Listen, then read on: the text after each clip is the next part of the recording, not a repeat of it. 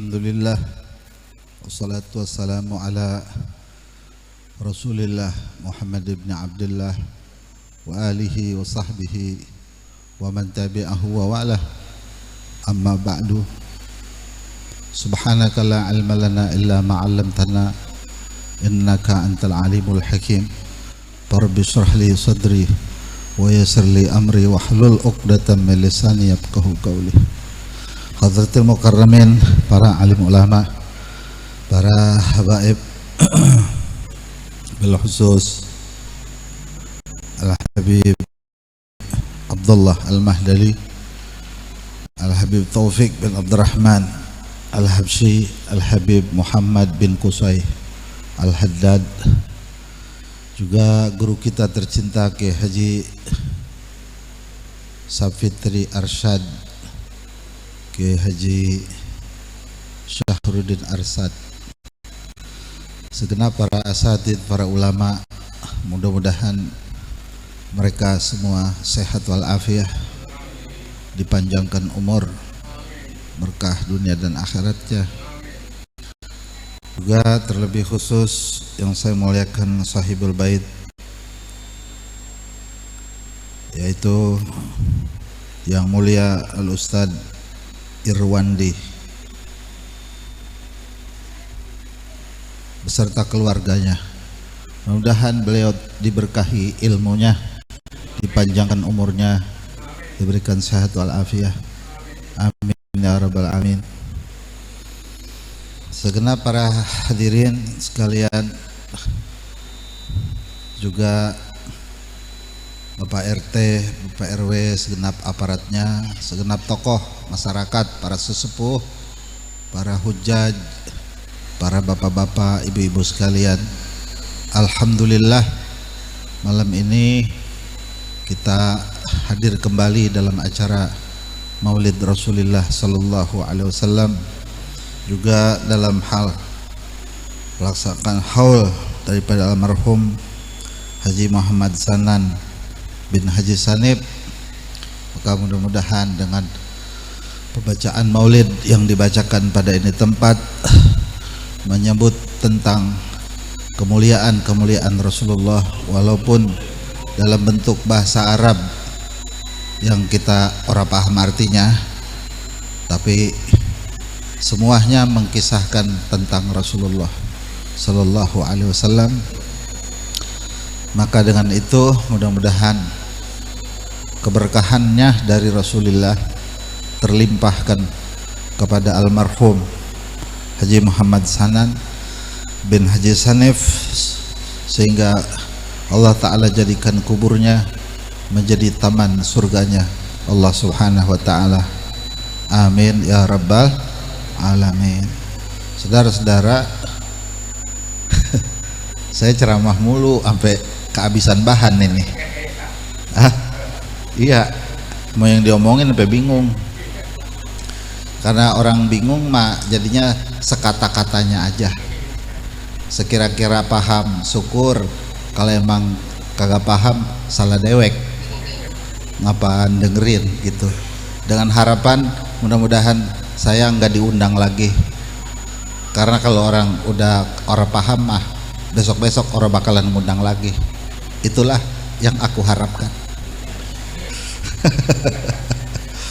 Saudara-saudara, ada 3 hal penting. Baru mulai aja udah serius ini ya. Jangan serius-serius apa? Santai baik. Orang wadon doang ono yang orang tapi serius. Santai aja ya, ya. Santai aja ya. Ya emang sekira-kira ngantuk ya tidur. Nah, saya mau nanya begini, ini yang pada muludan pada ngaji apa enggak? Oh, no, orang wadon. Ini orang lanang muludan, yang pada muludan pada ngaji apa enggak? Ngaji. Jangan muludan doang, ngajinya ora. Apa tuh? Jangan muludan kemana-mana tapi enggak ngaji. walaupun ngaji mah nggak ada kembulinya datang. Paham ya? Jangan muludan doang tapi ngajinya enggak gitu, jangan. Saya ulang lagi, jangan muludan kemana bae nyampe tapi ngaji deket kagak nyampe gitu. Emang apa begitu? Sebab orang tidak bisa meraih keberkahan Rasulullah tanpa melewati keberkahan gurunya gitu. Gak bisa, karena gerbang Nabi itu guru. Setiap kota itu ada gerbangnya ya, sebagaimana setiap pintu itu ada kuncinya. Setiap kampung ada gapuranya, ya enggak? Kalau masuk kampung harus melewati gapura. Kalau mau masuk rumah harus melewati pintu, gitu. Nah pintu ini kan harus ada yang buka. Kalau tuh kunci, bayang kita juga nggak bisa masuk. Betul begitu? Apa Anda? Dah sama, Rasulullah itu ibarat rumah, ibaratnya seperti istana. Setiap istana itu ada pintunya gitu. Yang bukain pintu yang harus kita cari. Yang membukakan pintu istana Rasulullah itu adalah guru. Oleh karena itu kita hidup harus punya guru gitu. Guru apa? Bukan guru main gundu ya, guru main kasti, guru main pukul, bukan. Guru ngaji gitu. Emang apa? Karena guru ngaji itu penggantinya Rasulullah. Ketinggian enggak saya ngomong? Enggak ketinggian, emang begini dari dulu. Kata Imam Ahmad Syauqi, gumlil muallimi wa fihi tabjilah. Kadal muallimu ayyakuna rasulah. Berdirilah engkau ketika gurumu datang. Ini mah bukan guru, bukan ngapa berdiri, giliran gurunya lewat diem baik. Salah. Asal guru datang berdiri, gumlil muallim gitu. Sebagai bentuk apa? Wa fihi tabjila, sebagai bentuk mengagungkan guru. Sebab ilmu itu saudara ada kulit, ada dalam. Ilmu itu ada kulitnya, ada dalamnya. Kayak kita makan durian, makan kulit apa isinya? Kali makan kulitnya, durinya leg, kita kupas, dalamnya kita makan, baru gurih. Ya. Kalau kulit durian kita gugut-gugut, mulut kita yang pada rombeng. Makan isinya baru gurih, gurih bener ini gitu. Nah ilmu itu saudara ada kulitnya, ada isinya gitu. Mau saya kasih tahu nggak kira-kira? Apa itu kulitnya? Tuh. Kulitnya ilmu itu saudara berupa ucapan-ucapan yang disampaikan oleh para guru-guru kita. Misalnya gini, ngaji tentang bab sholat, terangin tuh tentang bab sholat, itu kulit. Ngaji tentang bab wudu, itu kulit. ngaji lagi entar tentang puasa, itu kulit semua. Isinya apa?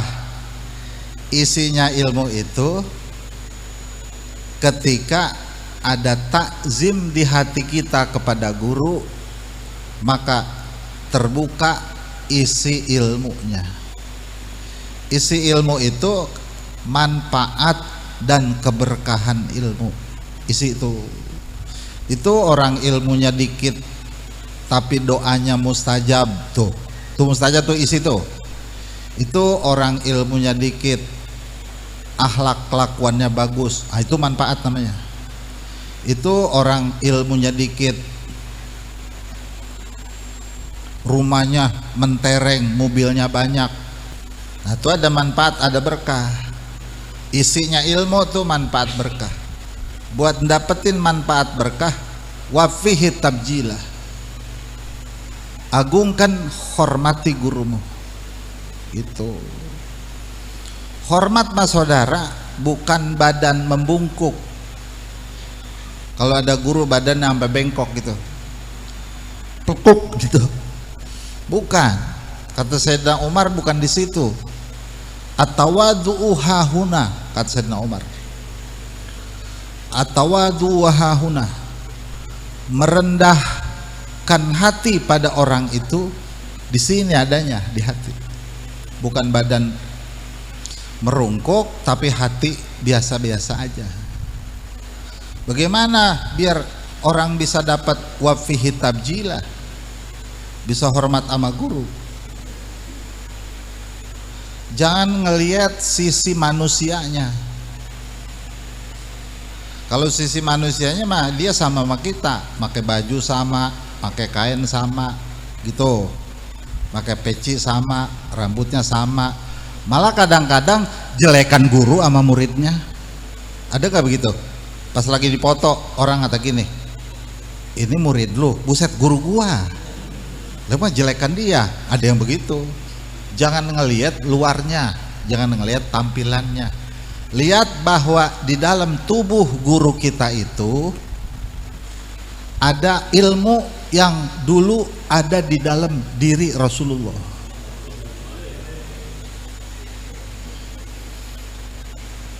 Di dalam tubuh guru kita itu ada ilmu yang dulunya ada di dalam tubuh Rasulullah. Jadi mulia. Guru kita nih mulia sebab dia sarang ilmu. Paham tuh ya? Dulu Nabi Yusuf nih yang gantengnya sealam dunia, yang nggak ada. Ini nih kalau kita Nabi Yusuf datang ke sini, ke kampung kita, ini orang kampung kita yang ganteng-ganteng banget, lantas berubah jadi jelek-jelek banget, karena dibandingin sama Nabi Yusuf. Nabi Yusuf saudara misah sama babanya yang bernama Nabi Yakub, anak kesayangan, namanya anak paling ganteng. Babanya nangis mulu sampai orang ngelihat orang, bukannya buta, bukan buta, saking sering banget nangis jadi mata rada-rada burak gitu. Nah ini singkatnya begini, Nabi Yusuf nitipin baju gamis ke siapa? Ke saudara-saudaranya, termasuk Bunyamin. Ini Bunyamin saudaranya Nabi Yusuf. Kata Nabi Yusuf begini, Min, ini gamis gua lu bawa pulang. Buat apaan bang? Lu kasih baba. Ini gamis belum gua cuci. Lah ngasih baba sopan amat, gamis bekas belum dicuci keringetan. Biar baba tahu kalau ini gamis gua, dia pasti ingat keringet anak mah. Sama keringet anak mah ingat. Udah anterin bawa pulang saudara. Pas dikasih babanya, Nabi Yakub ngata gini, ini kayak ada Yusuf dah gitu. Kata Bunyamin tuh, baba tahu baik Yusuf bener aja ya, ntar juga baba tahu. Ini ada titipan dari siapa? Dari Yusuf. Apaan? Gamis. Alhamdulillah anak gua masih hidup. Udah lama banget kagak ketemu. Siniin gamisnya. Dikasih gamisnya, dicium sama Nabi Yakub. Pas dicium matanya berai aja ngelihat. Kok bisa ngelihat matanya? Sebab di dalam pada gamis Nabi Yusuf di situ tersimpan mukjizat Nabi Yusuf. Pada gamis Nabi Yusuf itu tersimpan keberkahan Nabi Yusuf. Nabi bajunya dipakai ada berkahnya. Lah di sini juga orang, kalau ustadz ada yang meninggal pada berebut cincinnya, ya padahal itu cincin dipakai berak mulu sama ustadz. Nih cincin ustadz gitu, cincin doang pada berebut. Emang apa itu diperebutin? Kalau dijual harganya tinggi. Pala lu, dia mah bukan berkah, ngarah harganya tinggi. Nah ini keberkahan Nabi Yusuf bisa bikin ngelihat mata Nabi Allah Yakub itu ngecang cedang lagi gitu.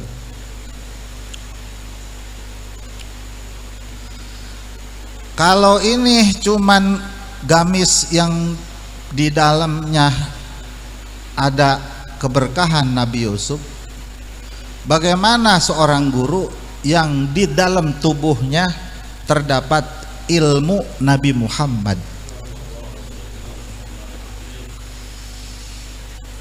yang di dalam otaknya itu ada rahasia Nabi Muhammad. Makanya jangan ngelihat zohirnya, ngelihat apa yang ada di dalam tubuhnya itu. Saudara, manusia yang paling mulia setelah Rasulullah itu di kalangan umatnya adalah Sayyidina Abu Bakar Siddiq. Paling mulia tuh di antara semua umat sealam dunia, paling mulia Sayyidina Abu Bakar. Dan Sayyidina Abu Bakar itu martabatnya melebihi dari martabat para malaikat yang awam. Malaikat ada yang awam juga. Nah, sama kita juga ada ulamanya gitu. Malaikat ada ulama, ada petinggi-petinggi malaikat. Jibril, Mikail, Israfil, Israil itu 4 petinggi namanya. Jibril, Mikail, Israfil, Israil. Munkar, Nakir, Raqib, Atid, Ridwan itu di bawah Jibril.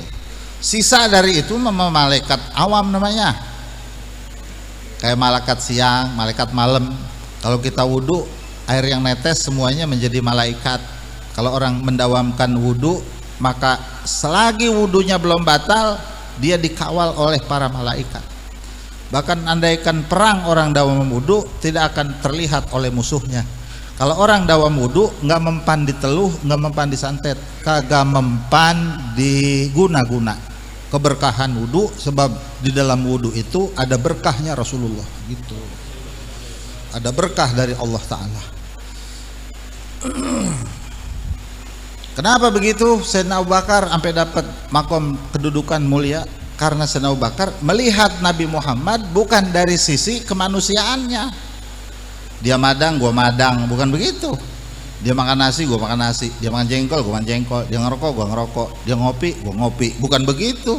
Tapi yang dilihat apa yang ada di dalam diri Nabi Muhammad, yaitu berupa makom kenabian dari Allah Ta'ala. Maka karena keyakinan itu, saudara, maka Sayyidina Abu Bakar terangkat bukan karena akidah, bukan karena ibadahnya, tetapi terangkat karena keyakinannya terhadap Rasulullah. Itu yang ulama katakan al-madad ala gadril mashhad. Artinya berkah itu tergantung keyakinan. Maka setiap seorang murid yang punya keyakinan terhadap gurunya, maka dia yang akan mendapat keberkahan. Seorang murid yang takzim kepada gurunya, dia yang akan mendapatkan keberkahan. Beda sama Abu Jahal. Abu Jahal mah ngelihat Nabi Muhammad itu, saudara, dia kata begini, ya dia mah anak yatim. Begitu. Mana orang bisa baca, umi, anak yatim dia mah. Dia kagak lihat siapa yang sesungguhnya Nabi Muhammad. Maka akhirnya karena melihat zohiriyahnya, Abu Jahal kagak dapat apa-apa, malah yang seharusnya dia beriman malah menjadi kufur. Yang seharusnya dia sebagai orang yang sedarah, satu darah dengan Nabi Muhammad, seharusnya dia mulia, maka akhirnya masuk neraka. Nah, seorang murid kalau sama gurunya memandang hanya dari sisi lahiriahnya saja, maka dia nggak dapat apa-apa, dapat ilmu kulit tapi nggak dapat isinya, nggak ada berkahnya, nggak ada manfaatnya. Makanya saya nanya, pada ngaji apa enggak gitu ya. Saya nggak nanya muludan apa enggak, ini pada muludan. Kenapa ngaji apa enggak?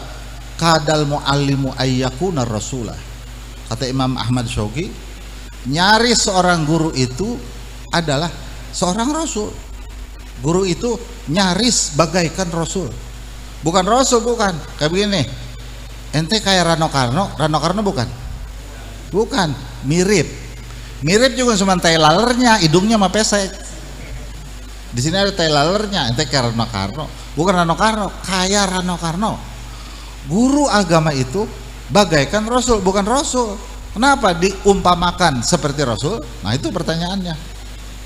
Kenapa diumpamakan seperti rasul? Sebab tugas yang Rasulullah pikul untuk menuntun manusia kepada Allah, untuk manusia mengenal Rasulullah, untuk manusia benar di dalam ibadahnya, agar manusia istiqomah di dalam hidupnya, agar manusia mati husnul khotimah. Itu tugas Rasulullah, dan tugas itu diemban oleh para guru-guru agama. Maka guru agama kadal muallimu ayyakuna rasulah, seorang guru bagaikan rasul, karena tugasnya sama. Sehingga karena tugasnya sama, ilmu yang dulu pernah Rasulullah sampaikan ada pula pada mereka, walaupun 1% gitu lah ya, 100% maka agak, walaupun setengah persen aja cakap, bagaimana sampai 10%. Itu yang disampaikan oleh Rasulullah dulu pernah ada salah pada diri seorang guru. Hanya itu. Nah, kalau dari guru saudara udah punya, ngaji biar bener. Kita muludan mulu juga orang ngaji mah orang semenggah. Sama Nabi dipenjepin. Lalu muludan mulu ngarep-ngarepin dari gua guru lu lalu lupain gitu.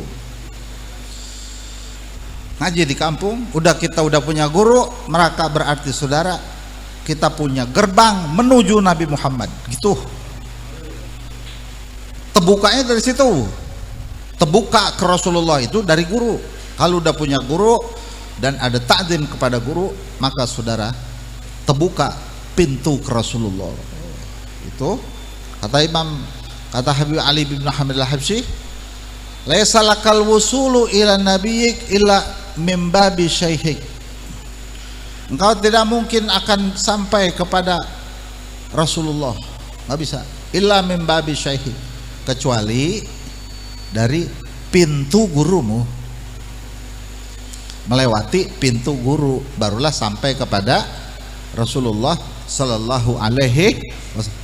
Kan kita nggak kenal Rasul, emang nggak kenal, nggak ketemu Rasul, emang nggak ketemu. Sama Rasulullah mah saudara nggak kudu ngelihat, yang ngelihat mah sahabat doang. Sama Rasulullah mah nggak kudu ketemu, yang ketemu mah sahabat doang. Sama Rasulullah nggak kudu ngobrol. Walaupun ada di antara para wali-waliullah yang bisa ketemu, bisa ngelihat, bisa ngobrol, itu mah wali-waliullah. Model kita yang ulah koros mau bakalan ketemu. Paham tuh ya? Model kita nih ulah koros yang pakai picinya lagi muludan doang. Besok lepas muludan mah ya udah be jadi ulah lagi. Orang bakalan ketemu, kita ngarep-ngarep bagaimana juga. Para wali-wali mah ada yang ketemu langsung. Mengapa ketemu langsung? Nabi yang pengen ketemu dia. Dia mah malu ngeruh masa, saya nggak punya apa-apa, saya nggak ada ilmu, nggak ada amal. Tuh para wali mah. Tapi Nabi yang nilai. Emang juga itu yang gue arepin. Yang gue pengen mah, lu jangan merasa punya ibadah, walaupun ibadah mulu. Jangan merasa punya ilmu, jangan merasa punya derajat, jangan merasa punya makom, jangan merasa punya nama, jangan merasa punya kedudukan. Itu yang gue resep. Makanya kata Habib Zain bin Semit, Nabi mah sering ngontrol umatnya yang awam, yang ngerumasa. Yang alim mah nggak dikontrol. Mengapa? Sebab rata-rata yang alim mah takabur sama ilmunya. Nabi mah asal ada orang di hatinya ada takabur, Nabi orang resep walaupun hafal Quran 70 juz. Orang kan 30, dia mah 70 dewek. Cuman ada takabur. Takabur tuh begini saudara, nilai orang lebih rendah dari dirinya. Atau begini, menganggap dirinya lebih tinggi dari orang lain. Tuh begitu doang, anggap begitu. Hafal Quran 70 juz sama Nabi diplengosin. Siapa lu? Gitu. Kalau ngomong udah begitu, dalam udah. Ya ngomong gak usah banyak-banyak, asal bikin doang nih. Begitu. Dalam itu pengertiannya. Siapa lu? Makanya ulama-ulama yang di hatinya merasa lebih tinggi dari masyarakatnya, jangan bermimpi bisa bertemu Rasulullah. Jangan mimpi dikira dengan ilmunya jadi mulia gitu di hadapan Nabi. Tidak. Jangan berharap orang yang ibadahnya banyak terus dia merasa lebih tinggi dari orang di sekitarnya, kemudian dia bisa bertemu Rasulullah. Nonsen. Kenapa? Sebab rasa lebih tinggi itu hijab antara dia dan Nabi Muhammad. Nah itu wali-wali yang pada ketemu Nabi itu yang kagak merasa apa-apa. Ya kalau dia ada sombongnya mah orang jadi wali. Paham gak tuh? Kalau dia ada ujubnya mah gak jadi wali. Kalau dia ada riaknya mah gak jadi wali. Emang gampang banget jadi wali. Ini mah baru ngaji setahun jadi wali. Udah apa be diceritain, alam langit, alam bumi, alam kelepus. Lagu juga udah kayak wali baik, baru setahun doang. Ngaku-ngaku. Paham tuh ya? Gitu. Yang ngerumasa, yang Rasulullah resep mah. Yang ngerumasa enggak bisa, ngerumasa enggak mampu, ngerumasa enggak alim, ngerumasa enggak punya martabat, enggak merasa enggak punya kedudukan. Itu yang Rasulullah resep. Mengapa? Karena sama. Gini, kita saudara siapa? Udah. Ya. Kita misalnya demen mancing, nyari temen tukang mancing enggak? Sama-sama tukang mancing. Kita demen miara ayam, nyari temen? Kita demen miara burung, nyari temen? Gitu, yang sama. Nabi tawadu, nyari orang yang tawadu gitu, yang mirip. Rasulullah nggak ada takabur, nyari orang yang tidak ada takabur. Jadi ada kemiripan. Nah untuk hal itu semua yang dapat menuntun kita memperkenalkan pada Nabi Muhammad, siapa? Guru kita,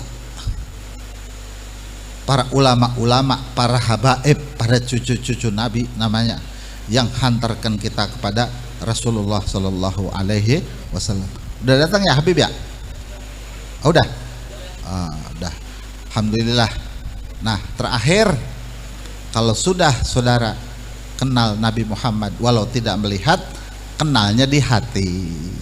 Tuh, paham tuh ya? Kenal di hati bagaimana? Nih begini. Yang disebut enggak ngelihat, enggak ngobrol, kagak salaman, tapi yang kenal bukan dengan lewat mata, lewat kuping, bukan lewat salaman, tapi lewat hati. Lewat hati itu saudara tahu-tahu bisa cinta dengan Rasulullah. Tuh kenal tuh, kok ana cinta sama Rasul ya, tahu-tahu rindu dengan Rasulullah, tahu-tahu pengen jumpa dengan Rasulullah, sampai netesin air matanya. Kenal nih, ini kenal nih. Berarti terbuka tuh orang, hatinya udah terbuka kepada Nabi Muhammad. Kalau sudah ada rasa cinta dengan Rasulullah, maka ibadahnya khusyuk, ntar akhirnya kenal Allah. Jadi 3 hal dalam hidup yang penting. Pertama, harus punya guru. Yang kedua, harus punya guru tuh takzim kepada guru. Yang kedua, harus punya nabi, yaitu Nabi Muhammad sallallahu alaihi wasallam, yaitu harus mencintainya. Yang ketiga, harus punya Tuhan, yaitu Allah Subhanahu wa taala. Dengan apa? Dengan beribadah penuh keikhlasan. 3 hal itu kita pegang, maka hidup kita tertuntun hidup dimanapun, mau di gunung, mau di laut, mau di kota, mau di kampung. Kalau orang punya Tuhan, punya nabi, dan punya guru, terikat 3 hal ini, maka dia tertuntun hidupnya, selamat hidupnya. Mudah-mudahan dengan ini acara Maulid turun keberkahan bagi kita untuk punya ikatan kita dengan guru, dengan Rasul, dan dengan Allah Subhanahu wa taala. Inilah dan yang dapat saya haturkan, nanti akan disempurnakan oleh yang mulia guru kita tercinta Al Habib Muhammad Al-Attas. Kurang lebihnya mohon maaf. Wal afu minkum. Assalamualaikum warahmatullahi wabarakatuh.